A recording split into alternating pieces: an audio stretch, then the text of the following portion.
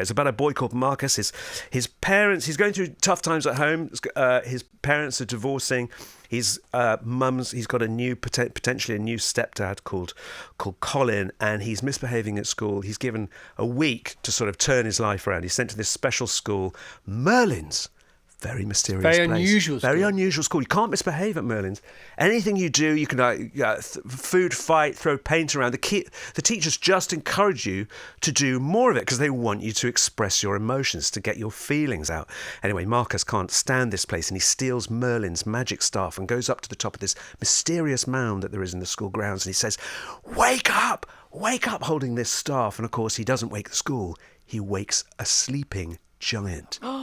This giant comes to life. It turns out that all the mounds, the prehistoric mounds all over the UK are a whole horde of sleeping giants who were the first inhabitants of the British Isles. The giants rise up. They want revenge for what the humans have done. They're going to march on London. They're going to flatten Downing Street. And this is the lovely catch. Marcus has to team up with his stepdad, who he can't stand, because his stepdad has got a biplane. And the two of them are going to stop the giants together. So in trying to stop the giants, he may be able to mend his family. What a lovely idea that there are these sleeping giants under the mounds. Do you know, but this is absolutely... I say this is true. Because why are they there? This is a genuine legend. This is the very first... they're called the Giants of Albion. The very first inhabitants of the British Isles were giants. And that when the first settlers came over, that they had to fight the giants, and they were still fighting them up until King Arthur's time. And the idea is that King Arthur himself, in the King Arthur legend, he goes to St Michael's Mount to fight a giant called Gogmagog that lives underneath the mount, in the caves underneath the mount. It's amazing, isn't it? Primrose Hill. Could Some be a giant underneath that one. A sleeping giant. Do you know where that came from, all that? Do you know how Primrose Hill was made? No. It was from all the earth that was excavated for the lakes in the Regent's Park. That's amazing. That's why it's there. So that's completely man-made. Their intention was to move it. They said, it looks all right. I love this. That's a great notion. I see. Imagine that in a movie. That'd be good, wouldn't it? And all the mounds start to move, and all the giants get up, and they have a giants meeting. And and when it turns out, you talk about the giants meeting, it turns out that Stonehenge in the story was built by the giants, and that all those stones are benches where they sit to hold their councils. So fun. They're on a massive fire pit, a pyre. So fun. Yeah, a pyre pit. Sing a few songs. Just quickly, this is for my benefit. Other people probably not interested. How long do you write for every day? I write for 4 hours every day. Same time? Same time every day, yeah.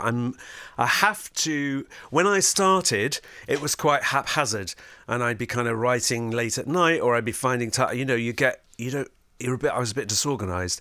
And as it's gone on, I've discovered that the easiest thing is just to write every day in the morning. Yeah. Although it doesn't sound like a lot, I'm pretty much done after 4 hours. I can't really do I get much it. more. And this the best phrase I heard about writing, and there are many, is that you can wait around waiting for the muse or whatever that's called, and you can think yourself into writing, but if you set a time every day, you can write yourself into thinking, and then the real writing comes out on the other side of that, which is true. That's so true. I mean, writing itself is a kind of thing. It's odd, it's not like you sort of sit there and you think. I think you just start writing. Yeah. What often helps is to not finish what you're doing the day before as well. So when you come there, you've got something to finish. That really helps. Yeah. But yeah, just sort of turning up. And it's fine if you sit there and you hate it. That's okay. I've kind of had to make my peace with that. I'm not always going to sit down and have a wonderful sort of time writing. Sometimes it's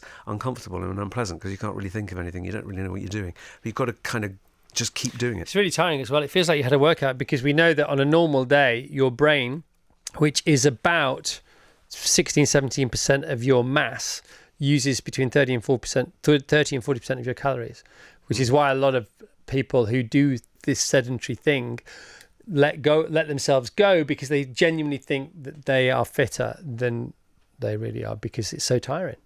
Writing is so tiring. Yeah, that's what I need. So I need to incorporate a really an exercise regime into what I'm doing. Yeah, or just every 60 minutes get up, the circadian rhythm.